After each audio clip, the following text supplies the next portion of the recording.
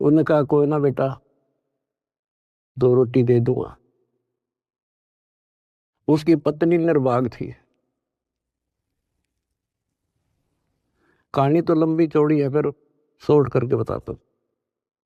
वह दुखी थी कि ये खाम खा के आ गया है, रोटी खाते हैं। उसने उस कुम्हार की भी रोटी जो पहले मान लिया 8 दिया करती थी, 4 कर दी। तो उन 4 में काम चला लिया उन तीनों ने। जैसे तैसे 12 वर्ष पूरे करके चालन लग गए। जब उन्होंने कहा पिताजी अब हम जाते हैं, और कुम्हार ने आवा ला रखा था, मटके जैसे पकाते हैं ना, वो उसमें डाल रखे थे और अग्नि लगाई थी। उस समय वह पत्नी भी उसकी वहीं खड़ी थी, वह भी दोनों, और कहने लगे पिताजी अब हम जा रहे हैं। खड़ा होकर ये कहा था उन्होंने कि पिता का हेत माता का कुहेत, आधा सोना आधा रेत।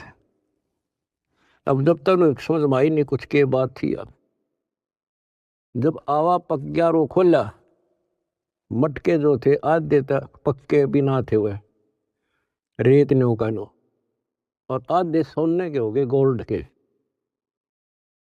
तब वो कुमार की पत्नी, वह मूर्ख फिर रोए, ये तो भगवान थे।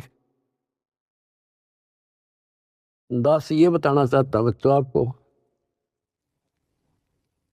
घर भी छोड़ा, गुरु वचन भी माने, और जैसे की थी, जैसी वो पढ़ाई पढ़ रहा था, जो ट्रेनिंग दी थी, उतनी सफलता भी मिल गई।